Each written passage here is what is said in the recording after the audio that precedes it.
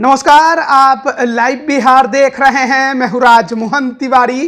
देखिए, मोकामा और गोपालगंज उपचुनाव को लेकर गुरुवार को मतदान संपन्न हो गए और उसके बाद से लगातार एग्जिट पोल का दौर जारी है। हर किसी के तरफ से अपना एक विश्लेषण पेश किया गया, जिसमें इस बात की जानकारी दी गई कि कौन किस सीट पर जीतता नजर आ रहा है। हालांकि परिणाम तो 6 नवंबर को ही पता चलेंगे, लेकिन आपको मालूम होगा कि पिछले दिन लाइव बिहार की तरफ से भी एग्जिट पोल जारी किया गया, जिसमें हमने ये बताया कि किस सीट पर यानी कि मोकामा और गोपालगंज में कौन बाजी मार रहा है। मोकामा की बात करें तो 17 सालों से अनंत सिंह का राज रहा है। इस बार उनके विरासत को आगे बढ़ाने की चुनौती उनकी पत्नी नीलम देवी के कंधों पर थी। आरजेडी के टिकट पर उम्मीदवार थी और उनके सामने बीजेपी की सोनम देवी नजर आ रही थी। दो बाहुबलियों के टक्कर के बाद मोकामा की जो लड़ाई है वो बेहद ही दिलचस्प नजर आई। हर किसी के तरफ से अपना अपना विश्लेषण पेश किया गया। हमने भी आपको बताया कि मोकामा में एक बार फिर से लालटेन जलता नजर आ सकता है।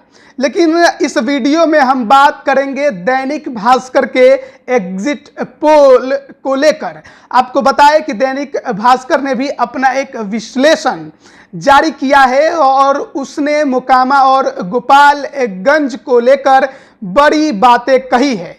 और आपको ये भी बताएं कि जो एग्जिट पोल लाइव बिहार की तरफ से जारी किया गया है, दैनिक भास्कर का एग्जिट पोल भी लगभग वही बता रहा है, यानी कि मोकामा में लालटेन जलता नजर आ सकता है। क्लोज फाइट में यानी कि जीत का मार्जिन ज्यादा नहीं रहेगा। वहीं गोपालगंज में आपको कमल खिलता दिखाई दे सकता है। आपको बताएं कि गोपालगंज, जो कि पूर्व मंत्री बीजेपी विधायक सुभाष सिंह के निधन के वजह से इस सीट पर उपचुनाव हो रहा था, बीजेपी को उम्मीद थी कि उनकी पत्नी कुसुम देवी को अगर उम्मीदवार बनाएंगे तो सहानुभूति वोट उनके पाले में आएगा, और हुआ भी कुछ ऐसा ही। इसके अलावा साधु यादव और एआईएमआईएम के मैदान में उतरने से जो वहां की परिस्थितियां थी वो पूरी तरह से बदल गई और आरजेडी के वोट बैंक में सेंधमारी हुई है। यानी कि जो माई समीकरण है वो पूरी तरह से वहां पर बट गया, जिसका खामियाजा आरजेडी को गोपालगंज में भुगतना होगा। और यही खबर निकलकर गोपालगंज से सामने आ रही है कि कुसुम देवी गोपालगंज चुनाव जीत सकती हैं। वहीं मोकामा में कई तरह की खबरें चली, कई तरह की बातें हुई। बीजेपी ने पूरा दम लगाया, चिराग ने भी जाकर रोड शो किया। बावजूद इसके एक क्लोज फाइट में मोकामा का रन नीलम देवी जीतते नजर आ रही हैं। और ये तमाम जो विश्लेषण है खुद दैनिक भास्कर ने भी जारी किया है। तो लाइव बिहार के एग्जिट पोल पर दैनिक भास्कर की भी मुहर लगी हुई है, यानी कि जो सीट जिसके पास उपचुनाव से पहले थी वो सीट उसी के पास रहते नजर आ रही है। भले ही बिहार में सियासी समीकरण बदला, बिहार में महागठबंधन बन गया। उम्मीद थी महागठबंधन को कि जब 7 दलों का एक साथ है तो दोनों सीटों पर जीत आसानी से हो जाएगी, लेकिन ऐसा होता नजर नहीं आ रहा है। दोनों सीटों पर जो मुकाबला है वो कांटे का माना जा रहा है।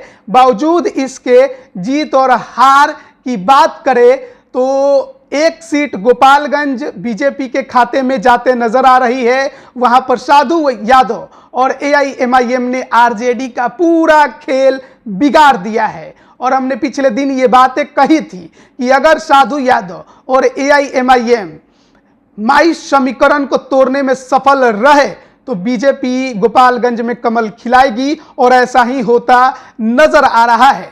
वहीं बात करें मोकामा की तो वोटों का बिखराव जरूर हुआ, खासकर सवर्ण वोटरों का मोकामा में, लेकिन जो अति पिछड़े वोटर थे और जो दलित वोटर, उनमें ज़्यादा बिखराव देखने को नहीं मिला।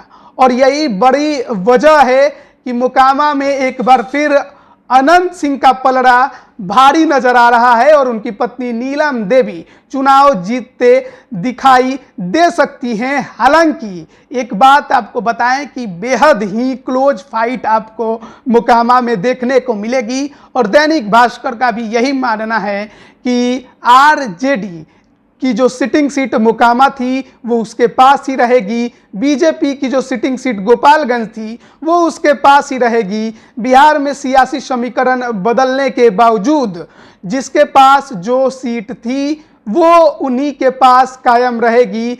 ज़्यादा कुछ बदलाव इस बार के उपचुनाव में आपको देखने को नहीं मिलेगा। हालांकि इंतज़ार तो हमें करना होगा 6 नवंबर का, जब परिणाम की घड़ी आएगी। आप बने रहिए लाइव बिहार के साथ, तमाम अपडेट हम आप तक पहुंचा रहे हैं। आप सभी का बहुत बहुत धन्यवाद। लाइव बिहार यूट्यूब पर सब्सक्राइब और फेसबुक पर लाइक जरूर करें।